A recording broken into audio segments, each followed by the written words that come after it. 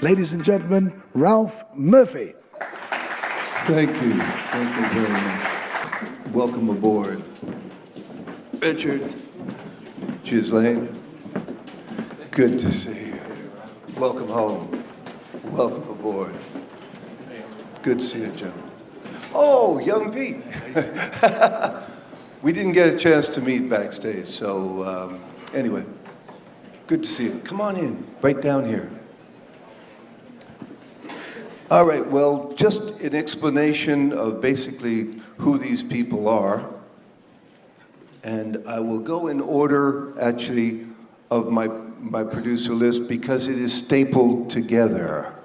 And rather than Adam Messinger is a Grammy Award-winning Canadian producer, songwriter, and multi-instrumentalist currently based in Los Angeles, born and raised in Toronto, York University graduate. He was the Oscar Peterson Scholarship for Jazz Studies 2 years consecutively. In recent years, his partnership with fellow Canadian singer-songwriter Nasri, now known as the Messengers, has functioned as a songwriting and production team for a wide scope of artists. The Messengers' work has resulted in 2 Grammy Award nominations for 2011, Best Pop Vocal Album, Justin Bieber, My World 2.0, 2011 Best Contemporary R&B Album, Chris Brown, Graffiti, and a win for 2012 Best R&B Album, Chris Brown on Fame, F-A-M-E, as well as their collaboration between Justin Bieber and Rascal Flatts. That Should Be Me won a 2011 CMT Award for Best Collaborative Video. Well done on the... Good stuff, man. Also, his other award-winning productions and co-writes, 2013's hit Feel This Moment by Pitbull, featuring Christina Aguilera, Justin Bieber's Never Say Never All Around the World, Mistletoe, and Chris Brown's Don't Judge Me. So, well done. Thank you. You're very welcome. Gavin Brown. Gavin Brown is a Canadian record producer and songwriter. He has produced and or written for 3 Days Grace, Billy Talent, Metric, Bare Naked Ladies, Hoobastank, Sarah Harmer, Royal Teeth, Gentleman Husbands, Thornley, the Tragically Hip Stereos, the Tea Party, Skillet, and many, many more. Thank you. Well done. Ghislaine Poirier, your bio was huge, so I went and just selected some things. I mean, we could just spend the entire time doing bios, but we shan't. Anyway, drawing from a wide range of tropical rhythms and urban electro, the power of Montreal-based DJ producer Poirier's bass blasts through any flimsy attempt to classify his music. Remixes are part of Poirier's powerful repertoire, and he knows how to pick apart a song and put it back together bigger and heavier than ever before. Tracks by Popcan, Gotan Projects, Salifa Keita, Busy Signal, Erupt, and I won't say the next one, Schlacht of Bronx. Okay, that's very good. Paul Ariam Moffat and Bass Nexter have been given the Poirier treatment. Ghislaine, welcome home. Thanks.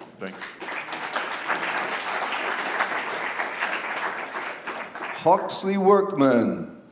Actually, I've got to read this front part. Singer, songwriter, broadcaster, performer, poet, producer, and playwright, multi-instrumentalist, and Mountie. And Mountie. Oh, yeah. Yeah. As a producer, his fingerprints grace releases by Juno and Polaris Prize nominees and winners like Tegan and Sarah Sleen, Serena Ryder, Hey Rosetta, and Great Big Sea. He's also penned melodies with a myriad of artists, from Oscar winner Marion Cotillard to French rock icon Johnny Hallyday. And despite the laundry list of his achievements, his most recent work is the soundtrack to his acclaimed one-man show, The God That Comes, a theatrical tribute to the Greco-Roman god of wine and ecstasy. Now, I'm sorry, but that wine and ecstasy. Well done. Well, welcome, Huxley. Jim Diamond, at the far end, is one of the most influential rock producers of the last decade. Based in Detroit, he's been doing garage rock before the Strokes and the White Stripes brought the genre to the mainstream. As the producer of White Stripes records, the first Blondie, the Von Bondi's record, and a member and record producer of the Dirt Bombs, he's a huge part of the puzzle. The engineer and owner of Ghetto Records in Detroit, he's made his greatest impression as a highly creative producer, recording engineer, starting with 8-track recordings with the Dirt Bombs and Bantam Rooster to full-on hi-fi and lo-fi with the Pac AD and Cattle. This is rock and roll. Welcome, Jim. Young Pete Alexander. Young Pete, a multifaceted and extremely talented drummer. Aha! Drummers are all crazy. Actually, this is going to be a good panel because drummers are all insane. That's very cool. From Atlanta, Georgia, of Jamaican heritage, born and raised in Miami, relocated at 17 to... Almost done. Almost done. Young Pete has added production and songwriting to his long list of strengths and talents, launching his own production company, aptly named The Officials Music Group. He has teamed with one of Canada's top vocalists and songstresses, JUNO Award winner Jully Black, and played an integral role in the creation of the songs Running, Set It Off, and Fugitive, which were nominated for the 2010, 2012, and 2013 JUNO Awards. In addition, his song Recalculate was chosen to be part of the opening ceremonies at the 2010 Winter Olympics in Vancouver. Young Pete has the drive, focus, and talent, and is in demand for a sound that only he creates while continuing to wow audiences with incomparable drumming. Welcome, Young Pete.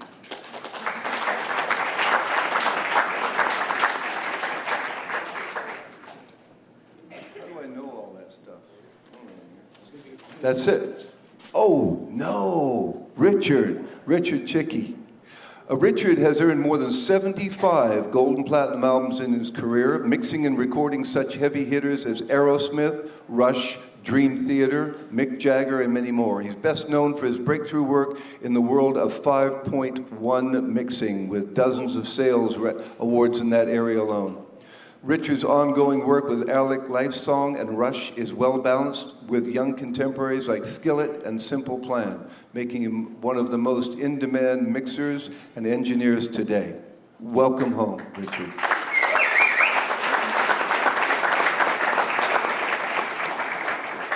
Well, first of all, I would like to point out that most of you out there are either want to be them or want to be produced by them or work with them.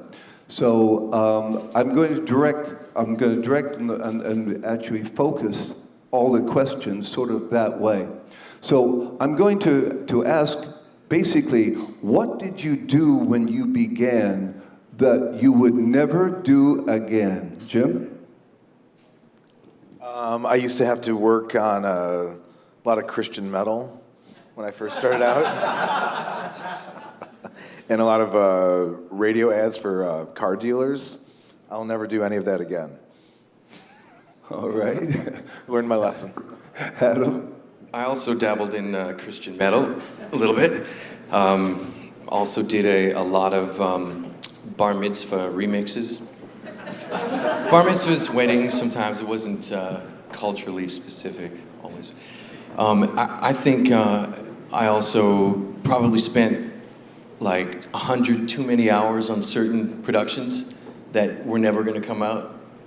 But sorry, was the next question how would we fix it? Did you say that yet? Did I miss that? Pardon? Sorry. Were you asking how we would do it if we would do it differently next time? Oh yeah, well, I'm going to go to that next. Sorry about that. You know what? I won't spoil that. So that's all. I agree. I like Christian metal, though, and I like bar mitzvahs. But I agree, I spent a lot of time doing things that didn't matter and focusing on stuff that doesn't matter. But then again, you learn from these things.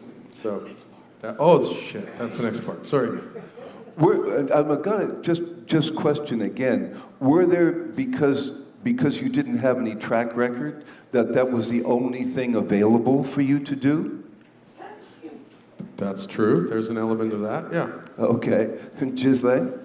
I tried to sing, and Ah. that was a big error. So that's why I work with singers. Okay, Yeah. know your strengths. That's good. Richard? For me, it would be, I would say, working with sort of nebulous bands, just starting out, and at the same time saying, I'll charge flat rate for that. And then when you end up getting the amount of work, you find it's a little bit of a difficult time. Yeah, so days later, you're still Days, working for that months $100. later, weeks later. Good stuff. I think for me, in the early days, I thought I was a miracle worker and I could take anything, regardless of its quality, and turn it into something palatable. And that takes years off your life. It's important, I think, to decide that you should always maintain a quality standard with what you're working on. It makes your life a lot more livable. But did you find that again, that's all you had the opportunity to work on because you didn't have any juice, basically? Yeah, totally. When you're a nobody, you have to start at the bottom, and you kind of take what you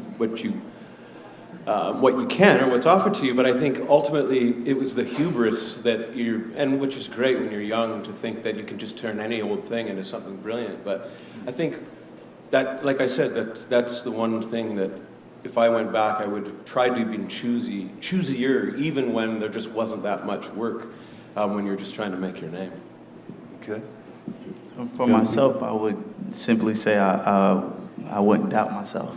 I would actually doubt myself a lot earlier on, starting up.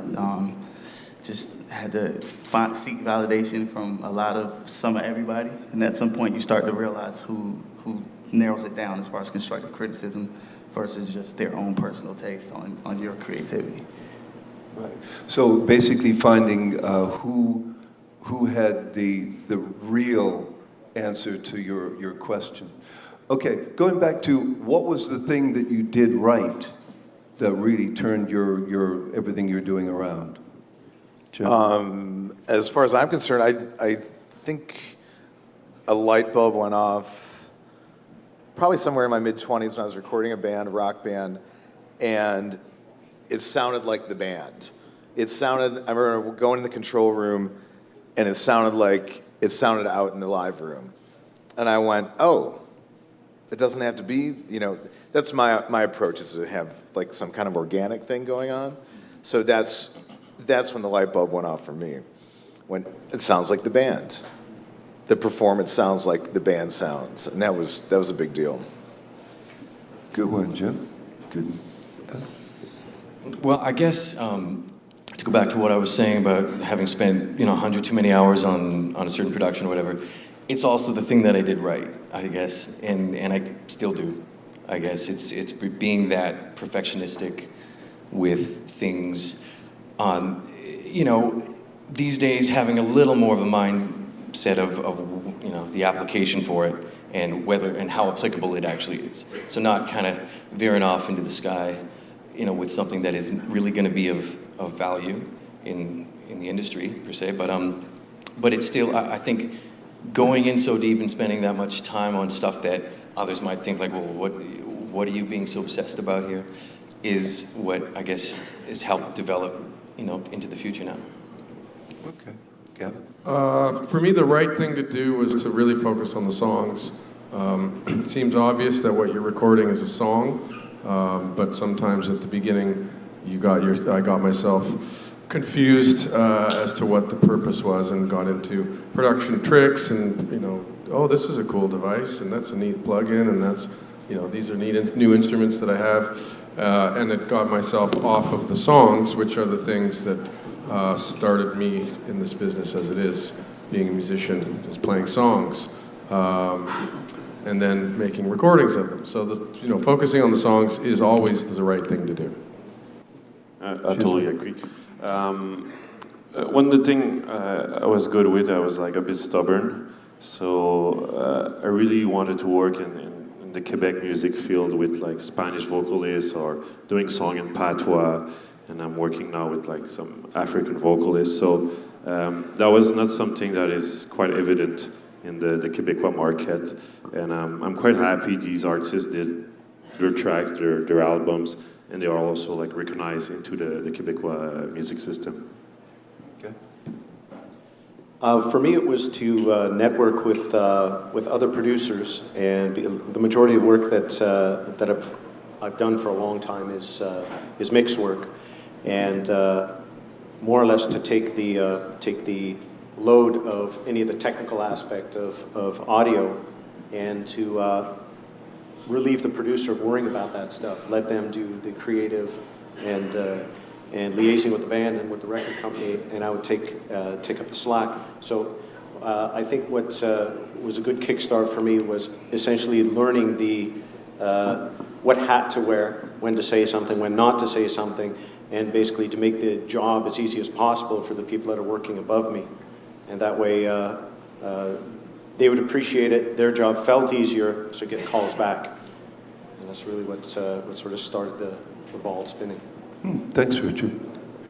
I think for me, pop music is a game where it looks like the winners are the chasers, and it's tricky because so much of the business is about timing being great. You can have your whole package and stuff all together, but if your timing isn't right, then sometimes it just doesn't come together. And I think for me, what I started to feel like, and this is only the perspective of a 39-year-old guy who learned this about 2 months ago, that I feel comfortable not chasing stuff. I sort of feel like what was always special about what I did was the unique element of me, and the more I tried to produce things in the style of, or tried to maintain an idiomatic focus, the further away I got from myself, and then ultimately, the less effective I was in the studio trying to make this record. The moment I realized I was on to something, I was getting something right with the sound and the production I was coming from, was when I produced, and Jully and I collaborated on the first song called She's Out There, which ended up being on the first album I ever did in my first year producing. So I realized that for me in the urban market, there's a lot of beat makers. And be it that I've grew up on, some old 90s, old 80s soulful type records, I found that I started priding myself in taking the contemporary sound of where we are now and live instrumentation, be it that I'm a musician as well, and bringing that together. So once I saw that coming together and started manifesting itself on its own, I realized I was doing something right now. Very cool, very cool. Now, there are, I would assume there are about half of the people out here are artists. What would be attractive to you to work with them? What would it be, the songs, their performance, or their social media base, whether they've got a huge following? Would it be their touring ability? What would make them, as an artist, attractive to be working with you gentlemen? Jim? I like the songs. That's what I'm work with now. It's like the songs would come first and the sound of the band. Like there's this kid I'm working with right now, and she's literally 17, and her and I are writing songs together, and she's going to be a great songwriter, and she's into rock and roll. She's a rocker too. So that is the first thing that I noticed with her, as her songwriting. Definitely. So, number one for the song for you, Adam? Definitely the songwriting as well. That's, it really ups the potential of whatever it is that you can bring to the table on the production side. If there is strong songwriting there, I think. Other than that, if we're talking about an artist specifically, for me, for a vocalist, it's not about, sometimes it can be about how impressive their, vocal runs or their, technically they might be. But for me, it's generally, I think tone is always going to win. just the tone of a voice and how well they can convey a lyric. Okay. For me, a lot of it has to do with people's willingness to try to be successful. Their willingness to look at themselves with proper evaluation, to be able to analyze, not necessarily criticize, but analyze where people are at and want to move forward and try new things. Obviously, the songs are the most important thing, but if there's not a willingness to try to write great songs and to try to define a higher place of success and then try to get there, you can't do anything if you're stuck being afraid. So willingness to try new things. Okay. Giselle? Song? I would say it's like the whole package. Sometimes it can be people that are not like that well developed, but they have a vision, they have like ambition, to go forward, to do, I don't know, like a live show or something original. And they are curious. They're curious about what other people are doing, not only in our country, but abroad. And they want to be part of like I would say, international sound. And I think when somebody have that, whole package, I'm more interested to work with, and there's more to do with them because they kind of understand the whole scene in a certain way, and they can see where they will fit or how they're going to be different in that scene. Very cool. Richard? I got 3 criteria I look at. First, definitely is I'm going to echo the rest of what everybody else was saying, is songs are really high up on the list. The second factor for me is a pliability that the artist has, and that they have that I usually just break down and say that good person, somebody that's driven, somebody that wants to succeed, right? It's critical that they want to, because if they're not pliable at all, Right. Flexibility is a major thing. that they want to be, they have to be flexible to be able to say, you know what, we're going to go down a road. The road to success is not just one of those things of saying, hey, here's A, here's B, and it's a straight line. There's lots of zigzags, lots of stuff where you go, whoop, back up, go this way. And for somebody to be able to take that, it takes a thick skin, and it takes a mentality to remain positive, right? Yeah. It takes a mentality to remain positive. And I think this is something that's really critical because in a lot of cases, I've met artists where they've got really, really great songs, and they're just like, I am the best thing ever, and I don't want to hear anything from anybody about anything, right? And it's just, okay, well then, Lack of flexibility, do the work on your yeah. own. And then finally, out of the 3 factors is going to be performance. That, if I'm pro tooling an artist to death, it's going to be one of those things that, you might survive and you might get a really good product out there, but the second that you showcase, you're pulling your pants down, everyone's going to be going, oh my God, that's not what's on your record, right? So it's really, as much as the technology is there to save us, the technology There is nothing worse than going to see an artist and you get the CD and you get home and you play it and it's nothing like what you just saw. Yes. And really all you wanted was what you just saw and what you represented, but it's nothing like, it's got all kinds of stuff on it. Huxley? Yeah, I'm greedy, I guess, echoing all of these people. I kind of want it all now, which is to say every element that's really tight begets a higher sort of grade of excellence or an opportunity to create something that's really, truly exciting. A great song, excellent. A vocal that is controlled, great, in tune, somebody that is, has a nice, easy to record voice. All of a sudden, you start to, the longer you live in this kind of business of building these records, you start to see the parts that were fallible the whole time, and it's like, geez, if I could just eliminate this one thing that was never quite right, in my gut I knew it, but what was I going to do? The vocalist was what the vocalist was, and there was never a hope that it was going to be any better. So the song, obviously, and then just whatever box you can tick, and I think that's in some ways, I do a lot of thinking about this, like how many truly greats are there when you hear these great recording artists? The idea that they were the full package is I think, is an absolute fact. I think that in some ways the the element of being called to this business is in some ways that you're driven, you're motivated, plus you have this plethora of gifts to bring to the table that makes you truly special. Yes, Youngblood? That's good. I think everybody said everything.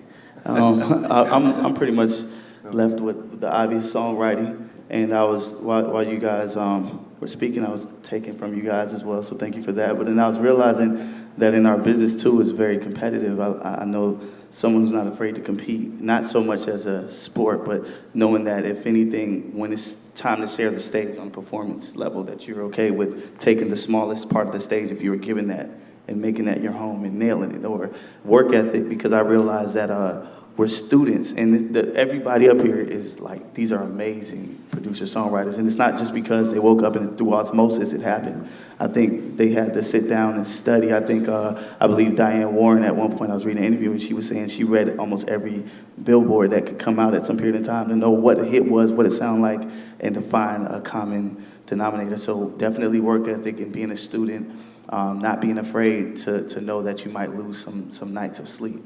And sacrificing and knowing that at the end of the day, as long as you stay optimistic, you're willing to push. And as much as we learn, like say the letters of the alphabets, there's a lot of writers who are gifted, but then there's a lot of writers who learn how to really write. And they learn how to portray all of what they have inside. They learn how to get it out. Because really, producing for me, just a quick sidebar, producing for me and just starting off is not about the lack of creativity. It was the creativity and learning how to get the creativity out. Learning the tools. So same thing with artists. If you can sing, great. But like they said, if you can't write, you're sort of handicapped this day and age. So work on your writing and pretty much heart, competitiveness, and work ethic. Great, thank you. There is one problem with all of that. When I look, I study the #1 records every year, okay? I study all the #1 pop, all the #1 country. I look at all the English charts. And of the 11 #1 pop records last year, I noticed that about half of them were really well-written songs, and half were dance tracks. Now, when a lot of people hear those records, say like Harlem Shake, now that really isn't a song. It is a dance track. There are loads, and it's not that it's not valued. See, for me, I would say, and I've been doing this for years, because when I moved to the United States, I really wanted to understand the market. I wanted to see what, and I didn't study #2 records, because you don't go to the Olympics for bronze. You know, you go there for the gold. So I only studied #1 records and what they all had in common. Well, there's at least 50%, and they're all listening to them. So they're influenced by those dance tracks, which really aren't even structured as songs. What is the difference between a song and a vehicle for a dance track? And you can, whoever would like to choose that can respond. I think not knowing exactly the songs you're talking about, but usually the ones that are dance tracks at least have a really great top line. The structure might be different, the way that the, whatever the production is, but usually there's a great hook, a vocal hook, a melody, is there not? There has to be something that people... A sound or an item, yeah. Yeah, there has to be a top line, there has to be a word, there has to be a feeling that people can associate themselves with, I would assume. Yeah, or call and response. I'm just saying, what message does that really send to the audience who say, oh, well, I can write that, but the problem is they can't make that record. Oh, yeah.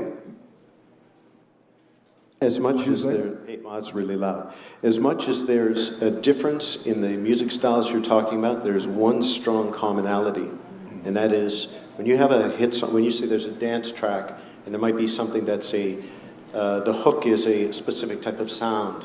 Right. As opposed to saying, wow, this hook is a melody, that there might be just a specific sound, might be dissonant, but it's something that's always repeating. The one commonality between what you're calling a song, and dance tracks is that all of them connect with the listener.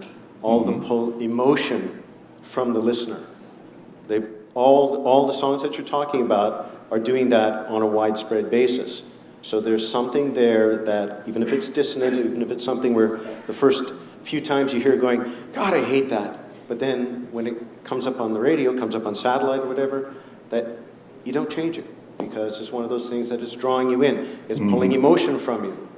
So in that case, it's achieving the same effect of somebody that says, this is a well-written song, right? It's a well-written song. It doesn't matter whether it's a dance track or it doesn't matter whether it's a song. It's actually grasping the listener. So in that case, they're incredibly common, right? So the trick is how do you get a song? How do you get a song that's let's say Gavin's going to sit down and write a song for when it's all done. What does this make you feel? Right? What does it make you feel? Correct? Yeah. And if Gavin says, I want it to feel like blah blah blah, and he can play this song for 100 people in the room, and all 100 people have the same reaction, then he's done an incredible job because his emotion has been translated 100% to all the listeners. Make sense? Yeah, very. Ghislaine, would you like to? Yeah, I would say these dance songs are not really dance tracks, because for me, like a dance track is like made, like, I don't know, with a long intro, like of 1 minute to be mixed. So these tracks are dance, but really more like pop, carry on like some dance background to it, and they're like built in a pop way. Because like a real dance track you play like, I don't know, in a house club or a techno club, this is totally like a whole different world, and there's not necessarily a chorus to it, or it's not following the same rules. For sure, there's like always like a way to bring excitement, you know, and there's like a drop or a bridge or whatever. But the tracks you hear on the radio that are dance tracks are pop tracks that are taking some dance element, but it's not structured as probably a dance track for me. Like the real dance track will be maybe like the DJ edit that will be closer to what is coming from. Okay. When I first moved to New York, because I was a rock producer, I did April Wine and Mash McCann, all that stuff, the early stuff, and I had a dance label, and I used to use a guy named Tom Moulton, who was legendary, he was a great mixer, and he would take this 3 or 4 minute song and make it like 8 to 10 minutes or 15 minutes long by breaking it down and changing it. The one thing back then, because everyone was doing cocaine, the heart rate was 135. So I used to set all my records at 135, and yes, we had hit after hit after hit. But I noticed the heart rate went down to about 120 10 years ago.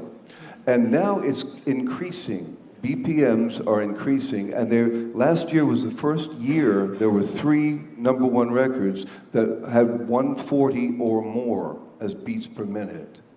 Because Gangnam Style was 133, and suddenly it's gone, Disney, I believe, has gone to like 130, 135 because of caffeine and sugar.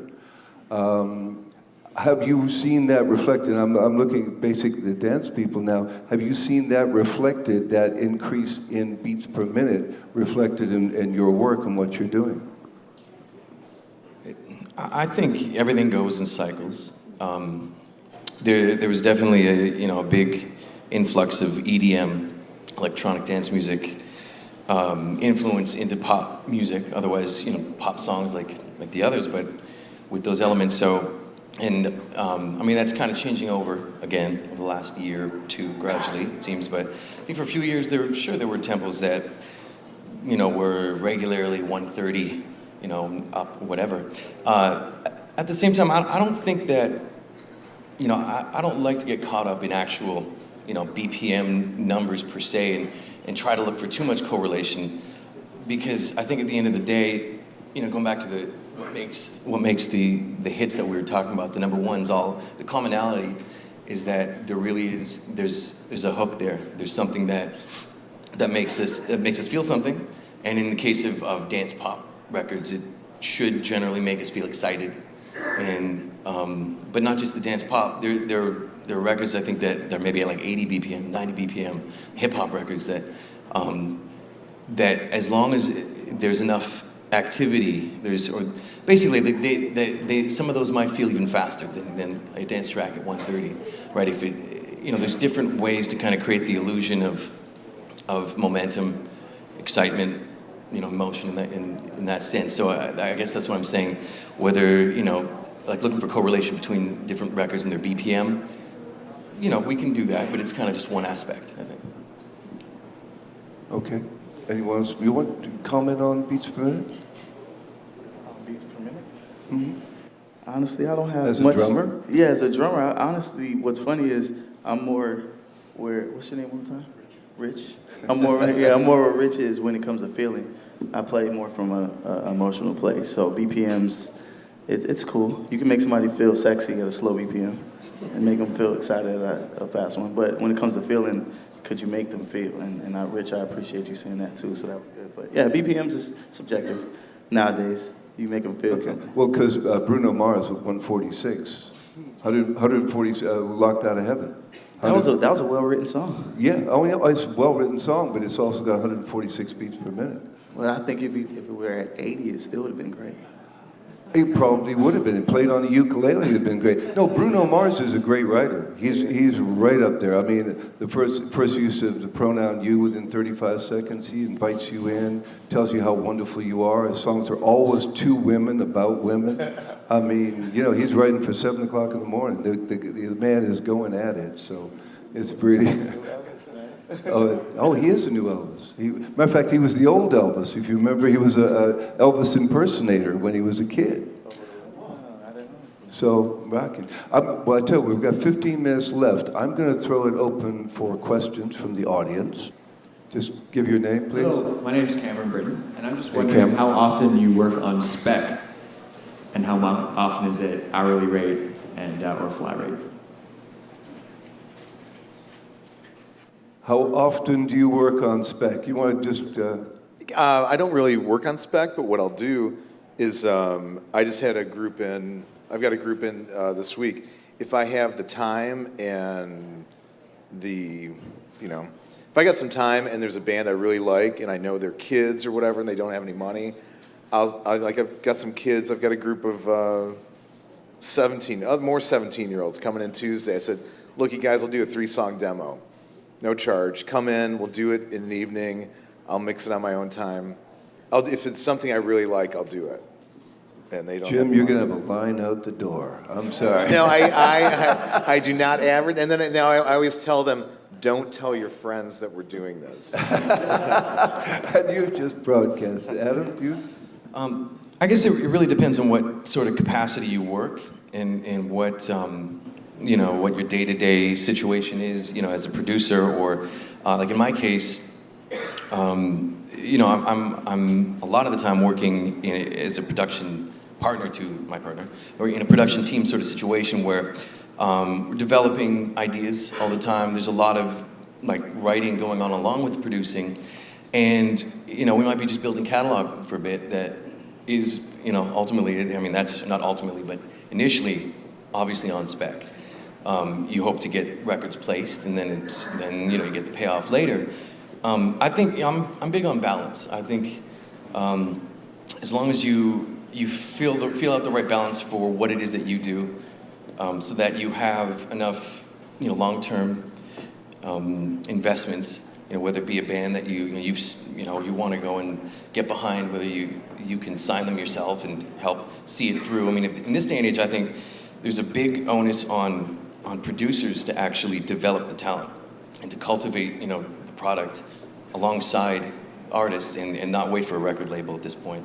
There really aren't budgets to be open to help, develop like in the old days. Right. I think that's really a failure of A&R and the labels. There is no real A&R department, so it's incumbent on the producer to really work with that person and deliver that hit. But so, yeah. I think on a certain hand, it kind of is what it is as far as the way the industry. Just the budgets that are allowable at this point for companies to maintain doing what they do, and so there's just a lot more reacting, than actually developing. And so to get the ball moving and actually make something start working is more than ever before, I think, in the hands of the producer, as long as you have the time and availability to actually invest into that. So I'm saying, along with that sort of mentality, sure, it's good to have some pay the bills Correct. type, here and now, hired gun type work too. Great. The whole thing is a speculative event to begin with. Whether you get paid or not, you're spending your time on something that might actually happen.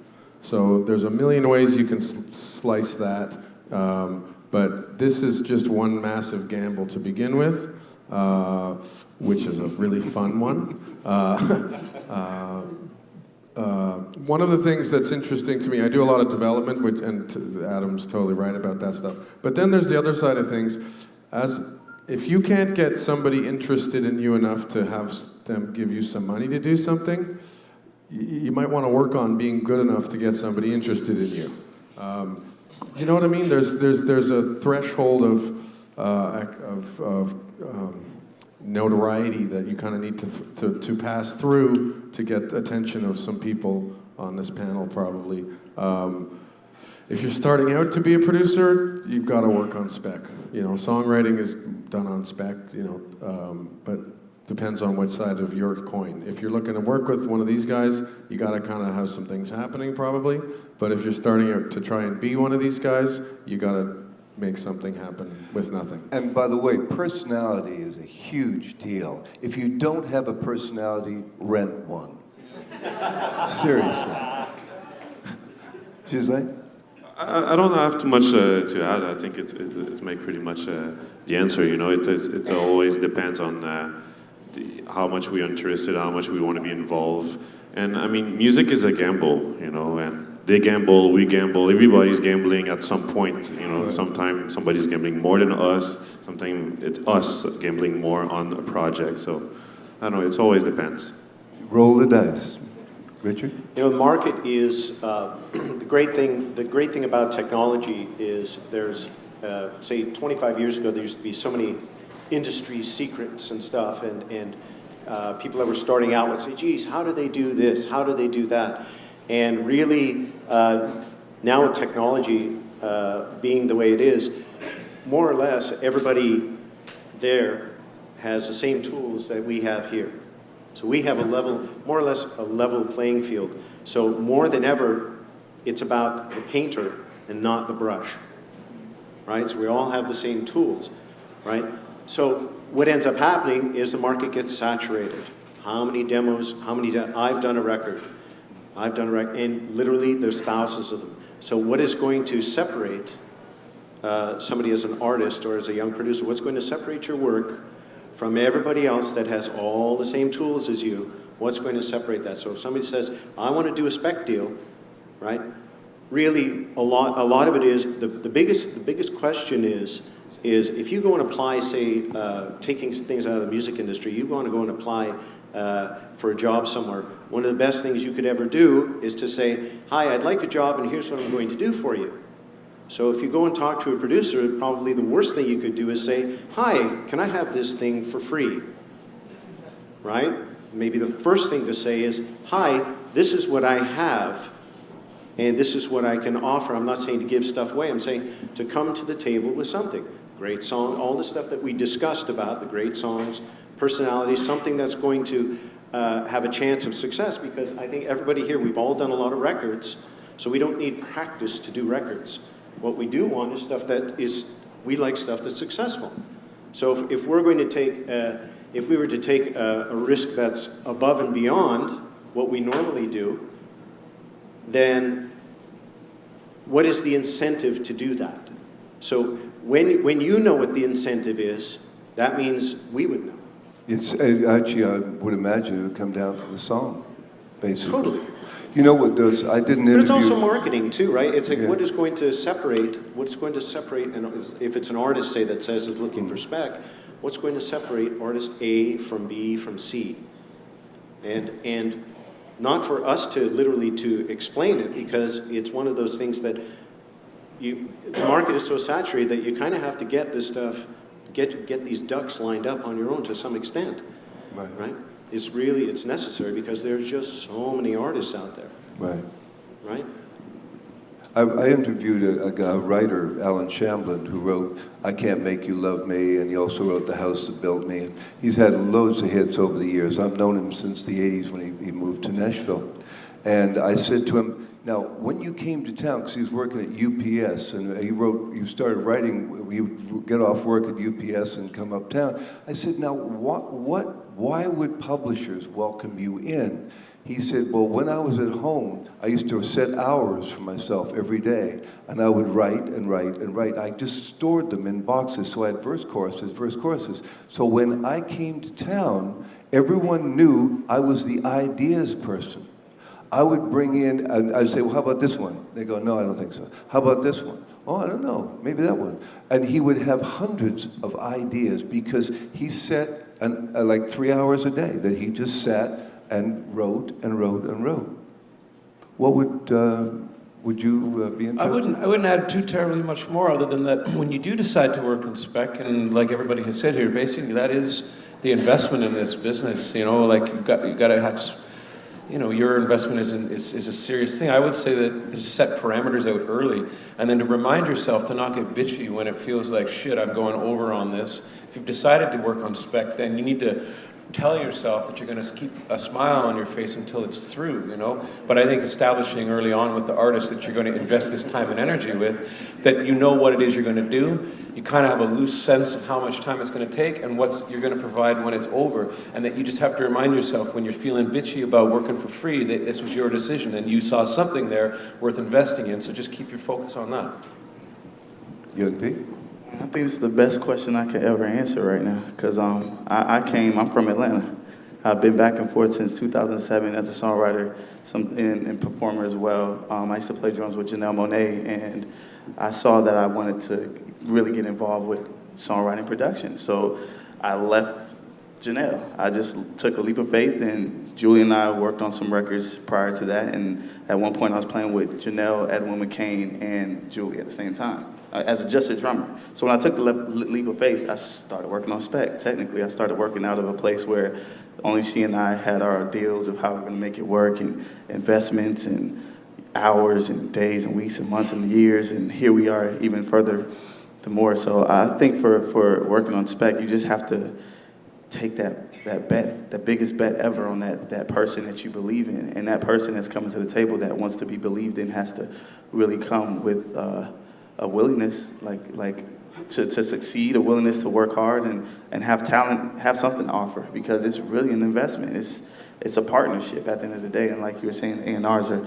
pretty much null and void. They're no longer in the game as much. They're no longer in the music industry. So producers and even the partnerships that you form with artists, especially starting up, you guys are the company. You guys are the labels. You guys are, your marketing is pretty much a team. It's a team effort. So yeah, for the most part, you know, spec it is, but still know that, like everybody said here, it's a gamble. This isn't for anybody who's weak right now, you know, especially now. I think I saw one interview where Diddy was asked a question, basically, you know, how do you think you would do in this industry where it is now versus where you were in your successful years?